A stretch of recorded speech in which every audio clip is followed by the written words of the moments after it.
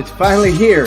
It's the college football playoffs. Joe Aguirre, Jace Garcia, Sean Scanlon, and myself will get you caught up with the news in college football. Plus, a review of the New Year's Six bowl games, predict the Heisman winner, and a special invite to our Capital One Bowl Mania Challenge. Follow us on Facebook, Twitter, and YouTube. It's All Four Downs Podcast presented by the CMG Sports Network.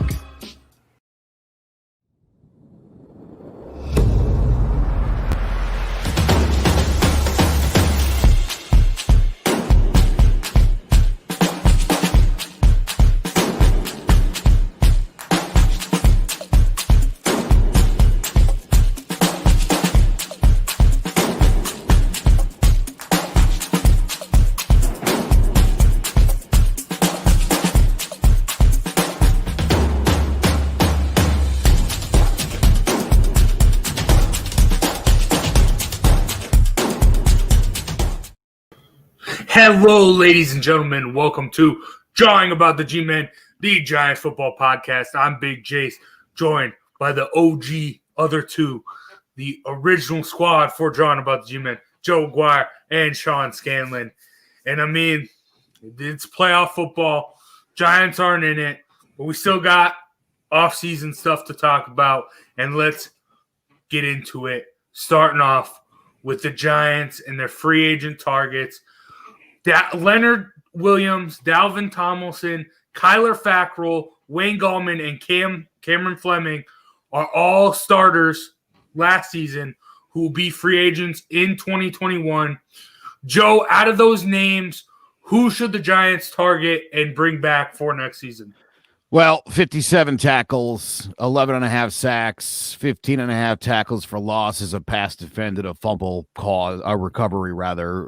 Leonard Williams is 100% the guy the Giants got to bring back. You know, you traded a 3 and a 4 for him. David Gettleman, another one of his shrewd moves. I believe Sean will agree with this. He saw something in Leonard Williams. It was the right thing for this defense. Leonard Williams had such an impactful, what he hadn't done with the Jets. And what we saw in his time with the Giants last season was a guy who was almost getting to the quarterback, putting immense pressure on the quarterback. He finally started to break through at the end of last year. It carried over into this season. He's a big part of the reason why this defense is so good. So he, far and away, to me, has to be priority number one for the Giants.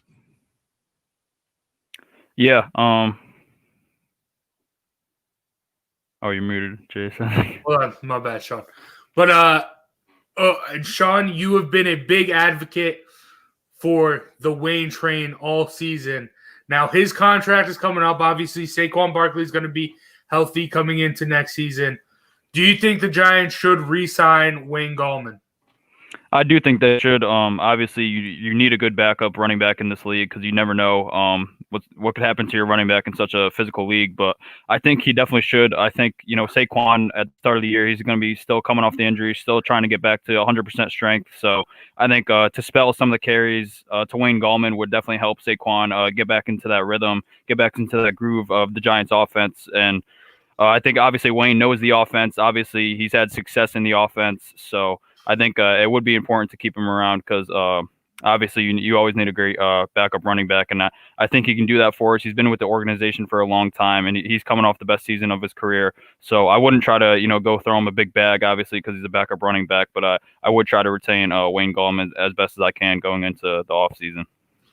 Okay, all right. And for me personally, I think there's one person, but both y'all didn't say it. And we've talked about how badly this team needs an edge rusher, but an edge rusher is only as good as your interior line, and one dude who has dominated is Dalvin Tomlinson. They need to get this man back. Him with Dexter Lawrence, that is a beast inside. They eat up blocks. So if you do bring in, it doesn't matter. I've spoken a lot about how there's no real elite edge rusher in this draft class, or even if you do sign a free agent, which we'll get to in a little bit. As long as you got people on the inside, you got those defensive tackles to eat up those blocks. And free up, get your ends or outside linebackers, your edge rushers on one-on-ones. They'll be able to get pressure on the quarterback, make some plays, and that's one thing the Giants did very well. And Leonard Williams did that just as well as Dalvin Tomlinson. But Dalvin Tomlinson, I think Leonard Williams is going to be a big price. I'm not going to be that upset if the Giants walk away from Leonard Williams, if the Giants can get someone who fits the system and gets a better person for the need that the Giants need in wide receiver or D-end. But Dalvin Tomlinson is a key part to this defensive line, and he controls that middle of the line of scrimmage. And I think they need to re-sign him to help out if they do go after and get a big defensive end. But, Joe, out of all the free agents that aren't on the Giants, who is someone that they need to go after? Who do the Giants need to target in free agency? Well, I think, I would say one of the defensive ends. I think Yannick, I know the Giants there. I see it in a lot of publications. People expect that's going to happen. My concern is whether the New York Giants have the money. They don't have a ton of cap space. So, I think some people who think they're going on a shopping spree, this might be one free agent, one keep your free agent, and then give some guys in the draft their money. And I don't know if there's a ton left over. If there is, would love to see Fackrell come back, Gallman, for sure on somewhat team-friendly deals. That would be outstanding. Cameron Fleming should retire because he's a bum. But, again, it depends what the Giants do in the draft. But, there's a lot of good wide receivers, guys who we've talked about, those wide receiver ones. And I don't know that I have a particular favorite that I would target, which is why, to me, maybe that's a draft thing for the Giants. I think it's going to depend on what they do with Williams. What else they can do in free agency will really dictate who they pick in the draft, which would also determine whether or not they go wide receiver or D-end in the draft or through free agency, is my thought. Yeah, I think if you do get Yannick Ngakoue, you're going to have to let Leonard Williams walk. Those two contracts are too big to get through. But, you mentioned it, Joe. Wide receiver is another need. So, Sean, what wide receiver in this free agent class of 2021 should the Giants look to target? And who would be best suited in Big Blue? I think the best target to go after would be Allen Robinson from the Bears. I think, obviously, I think personally that he's a top 10 receiver in the league. He's tremendous in contested catches. He knows how to get open, and he's a veteran in this league who's been doing it for a long time, and he's been doing it with bad quarterback play too. So I think if you compare him with Daniel Jones, finally give Daniel Jones that star receiver, I think it opens up a bunch of stuff for this offense. It's just going to get more open looks for receivers like Shepard and Ingram. Because most teams are going to be double teaming Allen Robinson. So I think it just opens up a lot for the offense. So Allen Robinson would be my number one target, but I also like Kenny Golladay from the Lions. He's another big contested catch guy that goes up and get 50-50 balls, which we haven't seen from the Giants in quite some time, but he's a little bit injury prone. He missed a lot of games this year, but I think when he's on the field, he's super explosive. So he's definitely someone you got to keep your eye on. And the Giants actually were a little bit interested in Kenny Golladay at the trade deadline. They were asking the Lions to see what packages they could put together to try to get him. So they definitely have interest in him.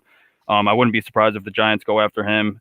And then, that's for the receivers. And then just some edge rushers I think that they should go after is Shaq Barrett for the Bucs. He's one of the best pass rushers in the league. Matthew Judon, he's a good pass rusher, but he's also really good against the run. And we know that Patrick Graham likes the versatile defenders. And then one other guy I had written down is Taylor Moton. He's a right tackle from the Panthers. His contract is expiring, but Dave Gettleman is actually the one that drafted him in Carolina. He's one of the better young right tackles in the league, and obviously we need help there after what we saw from Cam Fleming last year. So those are just some names that I had circled going into free agency. All right. And you mentioned Patrick Graham. Patrick Graham just signed an extension. He's going to be a Giant for longer. He turned down the interview with the Jets, Joe, what does this tell you about the Giants' future with keeping Patrick Graham on for long term?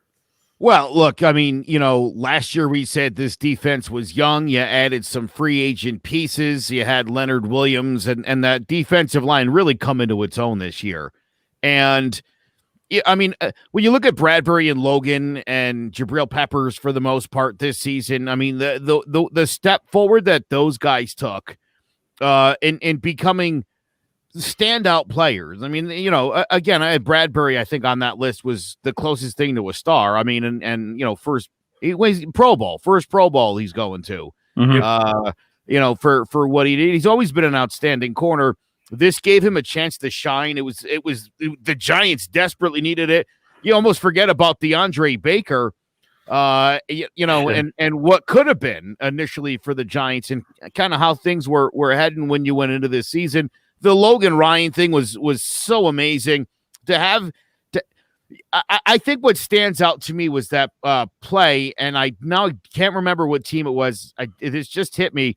You guys remember the interception that Logan Ryan had? They had called it in the first half. Yeah, missed it. What game was that, Shawnee? It was against Washington, I think. They tricked Alex Smith with a look in the secondary. And again, look, for a coach to have that kind of relationship, that kind of faith in a player, that's the kind of guy I'm looking for on my team. I think what Patrick Graham did in Miami, where that defense still is now, what he's done with this defense, I mean, the guy's a mastermind because he listens to his players, he can communicate, and I think that's all you can ask for in a coach. Yeah, I agree, but he definitely does need more assets on his defense, more star players. But, I mean, the Giants aren't just going to be adding players this offseason. There's also going to be some guys that are going to make some cuts. I know Golden Tate's a big one. I mean, if you look at Zay's comment right here, Golden Tate, Solder. I've heard a lot of talk about Zeitler. Sean, who do the Giants need to let go to free up some cap space during this offseason? I think Golden Tate is the obvious one. Obviously, in the middle of the season this year, you could tell he's a little disgruntled. Joe Judge held him out of a game after obviously he went up to the camera and said, "Give me the ball," when he was frustrated. And other than that, he just hasn't been that productive in his time here. Last year, after we signed him, he goes out and he gets a 4-game suspension for using PEDs. So it was a rough start right from the beginning. Last year, he was a little bit better than he is this year, but still, he's just too old. He's not the same player that he was. And for the contract that he got, I think that that's definitely the biggest one that comes to mind. Nate Solder, I actually wouldn't mind if the Giants hold on to him because they're not gonna save that much by cutting him. And if we don't get that right tackle situated in the offseason, it's going to be between Matt Parrott and Nate Solder. And I don't think you want to keep just Matt Parrott out there, a second-year player who barely even played that much of his first season. I think it would be nice to have the veteran backing him up, trying to teach him the ropes and the ways in the NFL playing tackle. So Solder, I wouldn't mind if it happened, obviously, but I'd be a little bit surprised if it happens. And Zeitler, I think, is here to stay. Lemieux and Will Hernandez both played a little bit rough last year, especially in pass protection. So I think Zeitler is still by far the best guard. So I don't think that will happen either. But I think Golden Tate is definitely going to be on the move. I agree with you, Sean. There's no way Gettleman, who obviously is secured another year, is going to step away from Zeitler. It's a big move that he made. Yeah. And, if he were to cut that guy now and basically admit, like, well, that didn't work out, or we can move on from him. I like the idea of having the depth and being able to kind of rotate some of these young guys in with some of the veterans like Solder and Zeitler who, maybe if they're playing 60 or 70% of the snaps, maybe you get a little bit more production out of those guys. So, the other thing I was just thinking about was Xavier McKinney, who will get a training camp, who's got some games under his belt, and we know this guy's a playmaker. And, it'll be interesting to see when him and Peppers and Logan Ryan and Bradbury make up that secondary next season. It's fun to watch. I think that's a great, talented group of guys, and I'm excited for that. I mean, again, I think we know where the Giants specifically have to improve, and I feel like you put a couple of the right guys in there, and I mean, to me, look, I think the 6-10 could have been 10-6 this year. I think there's no reason why 10-6 can't be in the cards next year. I haven't even really looked at the schedule for next year. My understanding is it's a tough one, and tough schedules for good teams. This is a good football team. And again, Saquon Barkley back in there. I mean, so a full season of Saquon, hopefully. A full season of Xavier McKinney with a defense that, as I mentioned earlier, everybody's grown and developed like you want them to right now. Got to be feeling good about that.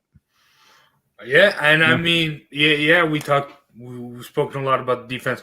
But Xavier McKinney, great last game. That was his homecoming. He showed up. His first real game, making a big impact, and it was definitely felt. But Joe, let's move a little bit away from the personnel. And Joe, last couple weeks of the season, you were very critical of Joe Judge. Going into this offseason, how do you feel? What are your thoughts on Joe Judge right now? Joe Judge still has to admit when he's wrong. The double down idiot days are over. We're moving on from that in the country, and we need to move on from that as a philosophy for this football team. I understand the Bill Belichick way of doing things, but Bill Belichick, he didn't last very long in New York as coach of the Jets. He did it in New England, which, I mean, if you know anything about Boston, I mean, they worship their people. They don't fry them like we do in New York. So that might fly with the Boston Globe. That doesn't fly with the Post and the Daily News. It just doesn't. They're not going to let that kind of stuff slide. He to me, I still need him to say, you know what? That was stupid that I even played Daniel Jones those 2 games. Really could have done myself big favors. I mean, that would be okay to say, you know what? In retrospect, I've thought on it. If I could do it over again, I would. Be a man about it. You know, you made a gut call. Your gut was wrong. If you want me to feel good about your next gut call, admit that maybe there was something wrong in this one. You know, again, not the end of the world. As I said, look, they had 4 weeks to go. Pretty much needed to win 2 games. Couldn't get it done. When they needed to win a football game against their biggest rival, who like Washington and Philly would have taken such pride in keeping the Giants out of the postseason, Philly taking it a little too far. They had every reason, the Giants had every reason to lose that football game and put themselves in position to lose that football game at the end. But to their credit, they held on and they won. They won a must-win game. And to me, for a team that struggled to turn these close games into wins, Sean, to win a game that you needed to win against Dallas and to do it, boom. That's what I'm talking about. That's the kind of growth I needed from this team. They did it. And to me, that was the biggest moment of this season for the Giants, was could the Giants rise to the occasion and show us that we're tired of losing. We're starting to turn a lot more of these games into wins now. Big one. Gotta win it. They did it. And I can walk away feeling like we did something this year. Yeah. And that's why I feel really good about Joe Judge, is because obviously we end the streak against the Eagles after not beating them 8 straight times. We end the streak against the Cowboys after not beating them 7 straight times. I mean, that stuff gets frustrating as a Giants fan. Obviously playing the team that you hate the most and every year just getting the crap kicked out of you. Just to have that be over with is so great. Obviously, and it's only 1 win increase or 2-win increase from last year, going up to 6 wins. But I think, you're finally beating your rivals. You get the big win in Seattle with your backup quarterback. You're in a game till the end on Monday night against the Bucs, in which there should have been a flag thrown on that 2-point conversion, should have went to overtime, really. But I mean, you see these steps that the Giants are taking forward. You could tell that they're heading in the right direction, and that's why I love Joe Judge's mentality. Obviously, I get your point, Joe, about how that might not fly in New York, but I got a feeling about Joe Judge. I really like the way that he's running this organization right now. I think he's going to be here for a long time to come. I agree. I'm excited for the future. I'm all sold on Joe Judge and Patrick Graham and everything that the Giants are going and moving forward. But let's move on from the Giants. Let's talk some NFL. But before we get into the divisional round, we have some breaking news here. New news coming out this week with the coaching carousel that is the NFL. Doug Pederson fired from the Eagles. Sean, what do you think of this move in Philly? I mean, that's what you get for not competing in the NFL. Obviously, I said it last week. The Giants, they didn't do their job. They only won 6 games in the season, but still, I mean, you're sitting out your players, and I get that if you're a number 1 seed and you want to, rest your players, but when you're in a situation like that where you only have 4 wins on the season and you go out and do stuff like that, pull your best player when you realistically have a chance of winning the game. I mean, that's just what you get. Philly, I hate that town. I hate the Eagles, so I don't mind it at all. Obviously, Doug Pederson, I don't know if he'll get another job in the NFL, but I was very happy to see this. Obviously, I hate Doug Pederson, so it's definitely good news for the Giants. Joe, how do you feel about this? This is just rich irony to me. He basically tanked his last game to help the guy who's going to replace him get a better draft pick. You couldn't be a bigger moron if you tried. I told you weeks ago I didn't like the guy. I suggested after it happened that he's probably going to get fired, and I think a lot of you question that. I think when your team feels like you're not trying to win football games because you're worried about draft picks, it goes to show the mentality of NFL players.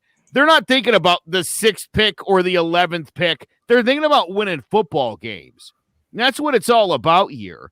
And Doug Pederson failed the NFL. And I'll say this, as I mentioned when it happened, and you're right, Sean, the Giants, I don't blame, I don't care what they did. And if the Giants did it, I would be like, well, too bad, Philly. But in a pandemic where you're burning through 10,000 test kits a week to have these games, you're not even trying to win. People are like sacrificing their lives, and you don't. I mean, no. And I'll be honest. I think it should be a long time before maybe an NFL team brings him back to the pros. Maybe he needs to go back to the college ranks and kind of figure some things out. I love that you bring up the college ranks. We are also on All 4 Downs, which you saw a promo before the show. And we also have some more coaching news, as in Jacksonville, they're finalizing a deal to bring in Urban Meyer as the new head coach. Sean, Urban Meyer plus possibly Trevor Lawrence. What do you think of that in the NFL? I think Urban Meyer, I think he's more of a college type coach because he's just such a great recruiter, and obviously he's a leader of men, and I think that works more in the college ranks. But he's got a good philosophy on football. He obviously knows his stuff, so I think it could work out. And obviously, if you get Trevor Lawrence, that sets you up for a long time with your franchise quarterback. I think the only interesting note here would be if he decides to take Justin Fields, obviously with the Ohio State connection. But I think he would stick with Trevor Lawrence. Obviously, they need some help on the defense. They have some playmakers on offense, but they're definitely going to need some help on the defense. But I wouldn't be surprised if the Jags in a couple of years are back to contention in the AFC South, maybe making the playoffs, because with a quarterback that good, it's tough to not be winning games. So I think that in a couple of years they'll be back to winning some games back down in Jacksonville. All right, Joe, you've been very, very assertive and vocal about how bad the ownership is for Jacksonville. What do you think of this move, bringing in Urban Meyer like this? This is a stupid move. Straight up, stupid move. This is not the guy that you want to bring to rebuild the Jacksonville Jaguars. It's just not. College coaches don't do rebuilds. This is going to go really poorly, and he'll be back. He'll be back to the college ranks before you know it. He's a college football coach, and I think he's been doing it for. I mean, remember when Lou Holtz tried it? Mm-hmm. And didn't go too good. Nick Saban. Yeah, I mean, this is a different animal. And I think when you look at what Jacksonville has to overcome, and that their owner is a heel to everybody in the league and in most of the country. He's not a popular guy. He's shown great disdain for players, particularly African-American players. And I really strongly think he's going to struggle to bring these guys to Jacksonville. And I don't care if it's Trevor Lawrence or Justin Fields. I mean, their defense is atrocious. And if they can't get help there on the defensive side of the football fast, whoever's the quarterback better get used to losing, because there's going to be a lot of it. All right. And that's going to do it for news. Let's get in to the divisional round of the playoffs. We had a great wild card weekend, some great games, but now let's keep going as we are one step closer to the Super Bowl. And let's start off with the afternoon game on Saturday. The Rams take on the Packers. Packers favored 6.5 points. Over-unders at 45.5. We're going to do picks different. I don't want to know the winner. Joe, what is your best bet for this game? What are you going to take here? I got my best bet for this particular game. I guess I would say probably the over on the 45.5. I think the problem is going to be that the Packers are going to end up on the field for a long time in this game. And as good as the Rams defense is, I think eventually they're going to put some points on the board. And I love Jared Goff. I mean, last week I thought he showed such guts. I think he showed the kind of quarterback he is. And again, if you're trying to compare him to a guy like Pat Mahomes, I mean, why? That's not the kind of quarterback he is, and he never will be. But he wins games, and he's successful. He can move the football. And again, balls of steel. So I think that this thing ends up being a little bit more of a shootout than people think. I think they definitely clear 45.5. All right, Sean. I'll go with Rams plus 6.5. I think I respect the Rams defense a lot. I think they might actually be the best in the league. Obviously with Aaron Donald, I know he's a little shaken up. I don't know if he'll be playing in this game, but I still trust the secondary enough with guys like Jalen Ramsey and Darius Williams. They've been locked down all season. No one's been able to get over the top of that secondary, and they've also been pretty good against the run. And even without Aaron Donald, Leonard Floyd has had a pretty good year. The pass rusher, he's had over 10 sacks. So I expect their defense to keep him in this game. And also the Rams' run game has been going pretty good with Cam Akers lately. And I'm sure Sean McVay will have a good game plan for that Packers defense. So I think the Rams' defense will keep it close enough, and I think the Rams will score just enough points to stay in this game. So I'll go with the Rams plus 6.5. I agree with you, Sean. I love 6.5 with the Rams. I like the way they came out last week, establishing the run, getting Cam Akers involved, and then Jalen Ramsey made it very, very tough on DK Metcalf, even though DK Metcalf was able to get a couple touchdown passes. But I think he's going to shut down Devontae even more. And because I think DK Metcalf is just a matchup nightmare. Adams, he's more of a route runner. He's more of create separation and get open, make the possession. I think Jalen Ramsey's going to shut him down, and I think Aaron Rodgers, he's good enough to get these other guys involved. But I mean, when it comes down to it, can you rely on Valdez-Scantling or Tanyan to make that big catch like you can Adams? I don't think so. I do think eventually down the line, it's going to come down to a last possession, and Aaron Rodgers is going to get that win. But I like the Rams to keep it close. I'm also not mad at the over because that is low. I think it is going to be kind of a shootout. I see this, and I'm going to mention this a couple times tonight. 2018 Oklahoma versus Army, double overtime. Army would create a sustained drive, run the football with their triple option, eat up clock, and then Kyler Murray and Oklahoma would just go 3 plays, touchdown, 1 play, touchdown to keep it close. That's the way I see this game going with Akers and Aaron Rodgers. I think that's going to be the battle. But I'm just going to take the better quarterback in the end in Aaron Rodgers. But now let's move on to the Saturday night game as the Ravens go to Buffalo to take on the Bills. Bills favored by 2.5, over under, point total set at 50. Joe, what do you think of this game? Taking the over. They're going to probably score 80 to 90 points between the two of them. 50, that's insane. There's no way. There's no way. In the overs club. Dude, the Bills have been averaging like 50 points a game. What are you talking? Who did this? Vegas really thinks this is a thing? You don't have faith in the Ravens defense? Dude, look, I think both teams have decent defenses. I think the offenses are both exceptional. I think they're two of the best offenses in the playoffs right now. I think both of these offenses right now are playing better than the Chiefs offense. I'll do you one better. So I think they squash 50. I think they put up 50 in the first half. All right. Okay. Interesting. Wow. How you see this going, Sean?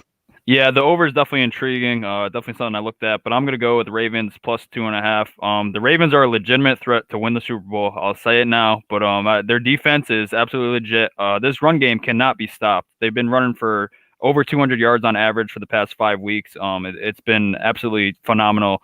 And the Bills, they struggled with the run last week going against Jonathan Taylor and Nyheim Hines. And I think J.K. Dobbins and Gus Edwards are much better, obviously much more physical. So they're going to bring that smash mouth football to the Bills defense. And obviously Josh Allen has been great all year. I think that obviously they're going to score some points, but they will have some trouble with the pressure up front. Wink Martindale, the Ravens D coordinator, likes to bring a lot of blitzes, and he trusts his secondary in the back end because he has some great players like Marcus Peters and Marlon Humphrey at the corner spots. So it's going to be a really good game. This is the game I'm most excited for this weekend, but I'm going to stick with Lamar and my Ravens, my guy Lamar and the Ravens, because I think that the way that they're playing right now, they can't be stopped. This run game's tremendous. So, Ravens plus 2.5. In a 51-48 shootout. Sure, I'll take it. That'll be entertaining football right there. I was gonna take the Ravens too, but I don't want to be that guy. I don't want to piggyback off John. I'm gonna go against Joe, and I'm gonna take the under.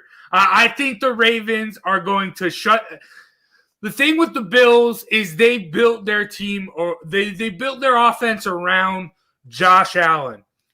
They have these speed. They have the Cole Beasley, Josh Brown, Stephon Diggs, these speed guys who can go create separation, and Josh Allen can just throw it up, show off his arm strength.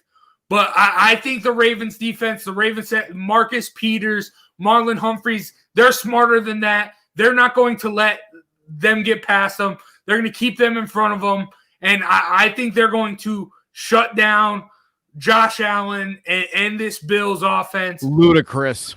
And I think Lamar Jackson and J.K. Dobbins, Mark Ingram, Gus Edwards, they're going to run all over the Bills, eat up the clock. Like I said last week, it's going to be a theme for me today. Oklahoma versus Army 2018. It's going to be eat up the clock. And then when the Bills score, it's going to be quick, short drives. They're going to keep Josh Allen off the field. Ravens are going to win, and they're going to keep it under. Sean, last night, this guy on all 4 downs told me that Justin Fields was the better quarterback between him and Mac Jones because in addition to having thrown about a 50% completion mark, he had led his team in rushing. That was the argument he made last night. No kidding, people. This is serious. That was the argument he made, that Justin Fields was better than Mac Jones. So let me take that statement you made last night and let me apply it here. Because in the game against the Colts, the problem certainly wasn't Josh Allen, and they certainly didn't stop him. 26 for 35, 324, and 2 touchdowns. Roughly what Mac Jones did in the first half. Josh Allen also had 11 carries for 54 yards and a touchdown to lead the Buffalo Bills in rushing. But now you see your guy Lamar as the better quarterback, the guy not going to get shut down in this game. Hey, I did not say he was a better quarterback. I will take Josh Allen. I just think the Ravens have a better defense and are better suited to stop Josh Allen than the Bills' defense is suited to stop Lamar Jackson. I don't just think about quarterbacks. I think about the whole team, Joe. Well, he's got a really good team. He's got great receivers and 2 running backs who, while they couldn't get it going last week, are certainly both capable of making things happen. So I think you're forgetting about those guys. Yeah. I mean, I was just going to say, I get Jason's point just because the Ravens front 7 is legit. I mean, they have playmakers at every position. So, and the Bills run game has struggled a lot. So I think Josh Allen will be able to manufacture some with his legs. Obviously, the Ravens play a lot of man, so they'll have their backs to the quarterback. So Josh Allen will have some lanes in the game, I'm sure. But I do get Jason's point because this Ravens front 7, they're going to bring it. That's for sure. They bring the heat. I think nobody right now in football handles the heat better than Josh Allen. So I like it. I like the matchup, and I get it. Yeah. I'll say this. Look, the job they did last week against Derrick Henry was outstanding. 18 carries for Henry. I think they should have. I think he should have had 35 carries. I think eventually Derrick Henry would have broken through. You would have worn that defense down a little bit. You weren't going to win that game on the arm of Ryan Tannehill. That was not happening. Yeah. The difference here is you could stuff Buffalo. You could put 7, 8, 10, whatever many guys you want in the box. Stuff Buffalo's run. They got great receivers on that team, and you got a quarterback who is much better than Ryan Tannehill. Who can move a lot better than Ryan Tannehill. So I get what you're saying. You're not wrong, but I think to suggest that that this isn't like, look, the Bills go as far as Josh Allen to break it down and put it all on the quarterback. It's a big game for him. This is all on him. He's getting nothing from the running backs. Yeah, absolutely. And they know this. They know this game planning that this is going to be a problem. So you just saw what happened last week with Derrick Henry. They know what they're facing. I think they'll be well prepared for it. Okay. All right. Joe, you took the over, or you're taking the Bills to win it outright? I am. I believe the Bills will win this football game. Okay. All right. 51-48. All right. But let's move on to Sunday slate, starting off with the afternoon game. The Browns against the Chiefs. Chiefs 10-point favorites, over under 57. Joe, are you taking the over here now? I'm going to take the Browns in the 10. Okay. Ooh, I like that. I'm going to smash the over here. I think the Chiefs are going to have a field day against the Browns secondary, and I think the Browns running game will have success too. So I see a lot of points in this game. I think that 10 is a little bit high too. I could see this one being close, but I'll stick with the over here. I'm going up against Joe again. I think the Chiefs come to play. The Browns did what they had to do. When's the last time the Chiefs were on the football field? What'd you say? Good point. That's a good point. When's the last time the Chiefs were on the football field? What was the last time Pat Mahomes was on a football field? Maybe a little rust. You're right. The Browns are as hot as anybody, brother. You want to? I mean, and I think Sean, you're with me here. Jace, I'll let you go in a minute. Let me explore this for just a minute. I mean, right now, the way Cleveland's moving the football, they're going to score some points. Mm-hmm. And the last time we saw the actual Chiefs, it didn't look so hot. So they've been sitting around. They're a little vulnerable. The Browns are hot. I'm not saying the Browns are going to win the game, but I think Baker and the boys can make it a close football game. I wouldn't be shocked if this comes down to 3 or 4 or 5 points, and that's it. Yeah, I agree, actually. Baker's been playing out of his mind in the second half of the season. I think Stefanski's really done a good job with him in that offense. And then the running game, they're just unstoppable. Nick Chubb is a beast. You can't tackle him with 2 or maybe even 3 people. And you can't throw arm tackles at him because he's just going to run through you. So they're going to need some help from their defense for sure. I know they're banged up in the secondary, but Myles Garrett's going to have to show up and have a big game.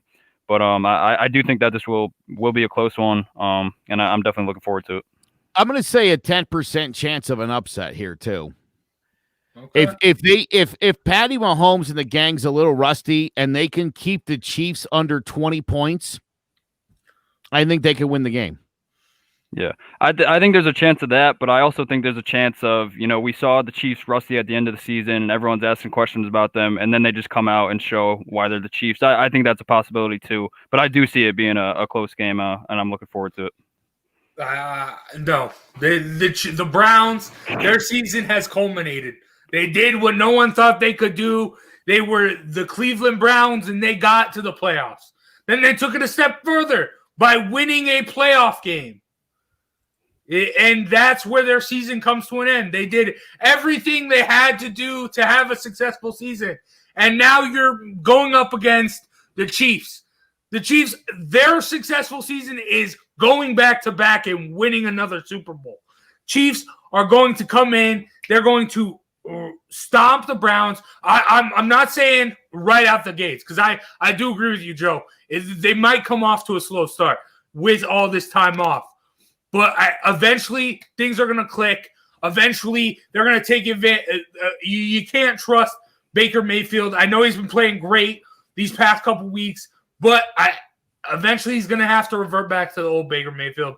And I don't think you can beat Patrick Mahomes by running the football that much as the Browns do. Because I said it the past 2 games. I'm going to say it again here.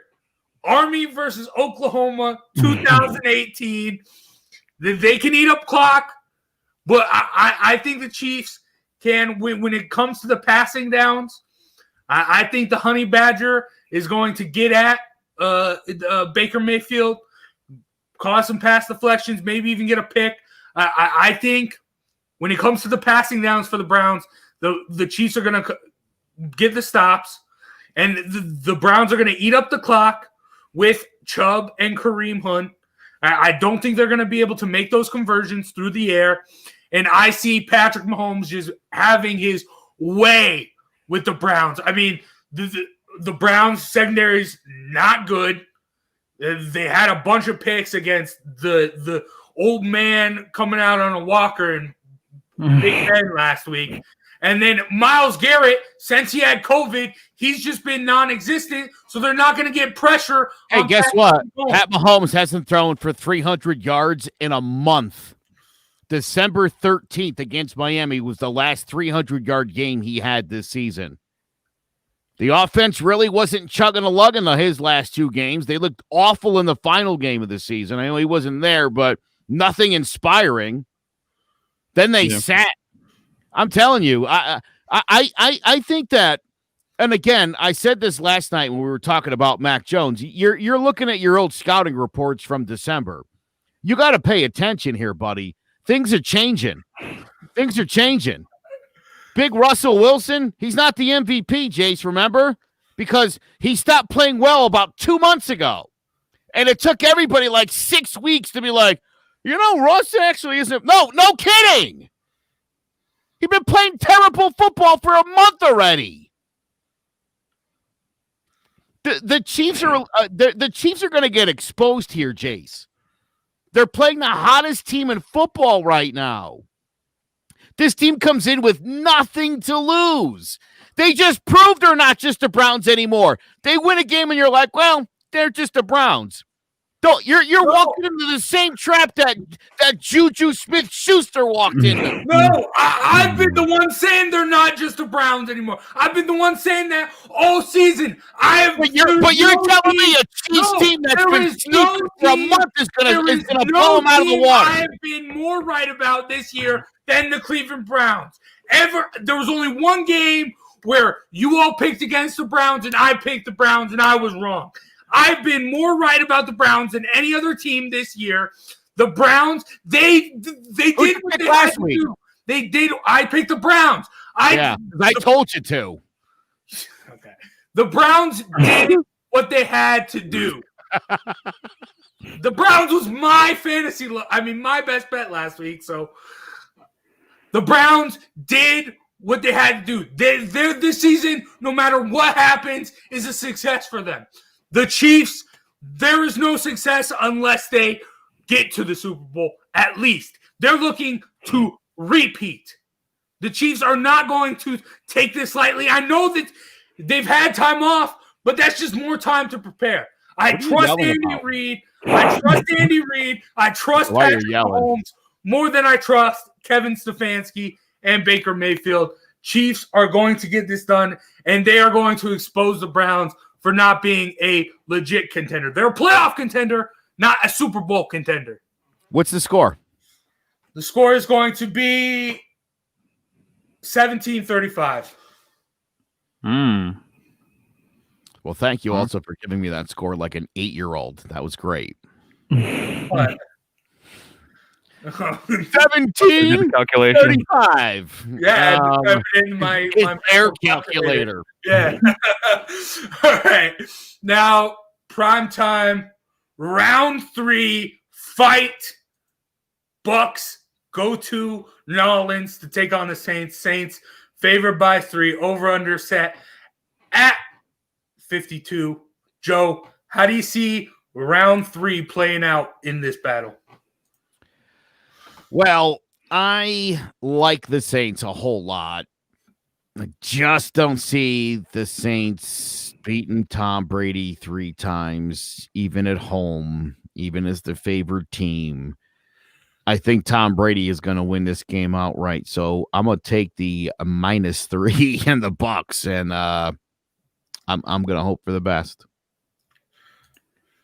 Sean?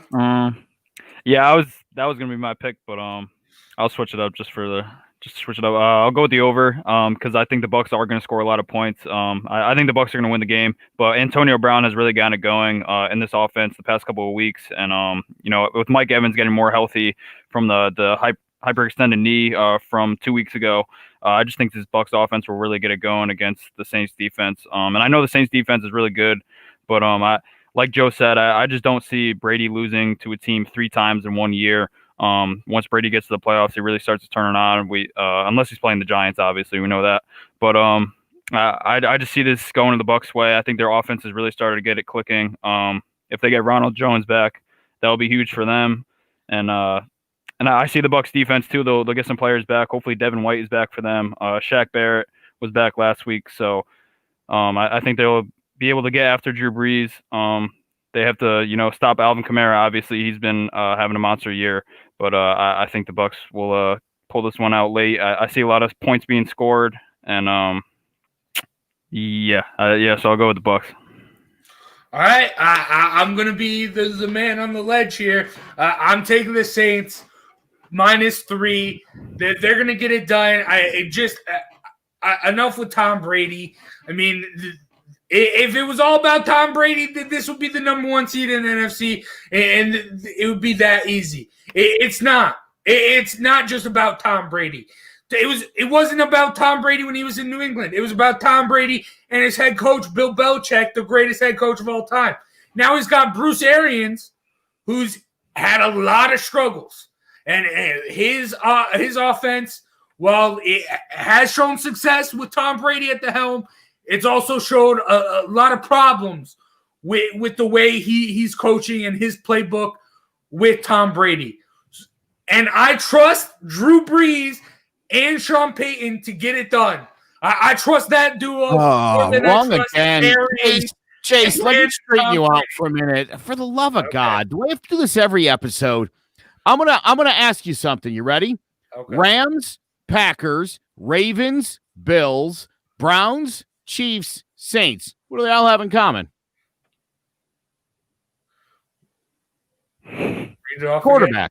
Quarterback. Been there for quite a while. Established quarterback. Knows the offense like the back of their hands. Calls audibles at the only guy who hasn't been there, Tom Brady. So your suggestion that it's not all about Tom Brady is 100% the difference maker in Tampa being in the playoffs. Okay, but I'm not, like I said with the last pick, I'm not talking about the playoffs. I'm talking about Super Bowl contenders, and the Saints are a Super Bowl contender. The Bucs are not. It will take some time for Tom Brady to get more acquainted. Time is with now. Bruce Arians. They're clicking at the right time. All right, that's absurd. The Saints also, enough with the quarterback coach comparison. The Saints have had probably the most dominant defense behind like the Rams all season in the NFC. Marcus Lattimore, beast. Cam Jordan, beast. They're going to get after Tom Brady. They're going to shut down Mike Evans. I mean, Antonio Brown. I mean, there are a lot of weapons for the Bucs, and I'm sure Brady, he'll be able to make some plays. But when it comes down to it, I trust the Saints defense to make a stop when it matters, and I trust Sean Payton to draw up a play to get Drew Brees in the position where he needs to be to make that final play, make that game-winning drive, and score a touchdown to beat the Saints. I didn't even see what you put there, Joe. I was getting all in on it. A goat will eat a beast. All right. Yeah. The only thing I was going to say about the Saints is obviously they've had meltdowns in the past couple playoffs. So that's also one of the reasons I don't like to pick games on just like storylines of things that have happened. But I just feel like this is the Saints. It's bound to happen to them. And I feel like they're losing a heartbreaker here to a team that they obviously do not like in the Bucs. You know, it's funny you say that because just earlier this week, somebody said that to me, it's the playoffs. You're the Saints get screwed. And I'm like, oh, calm down. That's like saying every Ohio State quarterback like can't be successful in the NFL. And as I said, that Dwayne Haskins was being released and Justin Fields dropped the goose egg in the national championship game. So maybe there is some credence to these things after all. Damn. All right. But all right, it should be an interesting slate for the games this week. Thank you, Joe and Sean, for joining me. Just a reminder that this Drawing About the G-Men is brought to you by Clovercrest Media Group. Come join the CMG Podcast Network if you're interested in starting your own podcast. If not, go to clovercrestmedia.com. Check out one of the 30-plus podcasts. Also, my boy Frank from HHW Show has a new podcast launching tomorrow, right, Joe? Tomorrow? Yeah, tomorrow night, 9:00. Speaking It Real will be live on the on Facebook and on Twitter, YouTube, and Twitch. Awesome. Nice. Him and his boy Carlos. Make sure you check that out. Make sure you check out all the other podcasts at clovercrestmedia.com. I mean, there's not just sports. I mean, there's a bunch of sports podcasts, but there's not just sports. True crime, politics, anything you want to stimulate your mind, go to clovercrestmedia.com. Also, some great articles. Make sure you read those as well. Thank you, Joe and Sean, for joining me. And on behalf of all of us at Drawing About G-Men, thank you for watching and listening. We will catch you next week. Take care.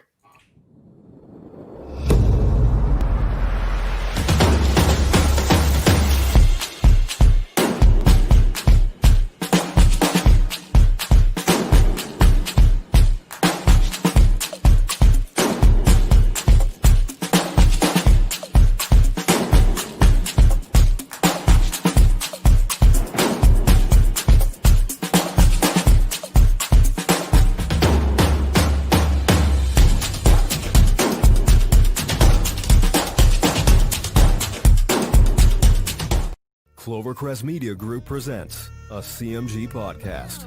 Keys to the City. Keys to the city, baby. When you see us, so you know. Crossed up by Kobe, little floated to Shaq, and then Shaq goes like this, and the rest is history.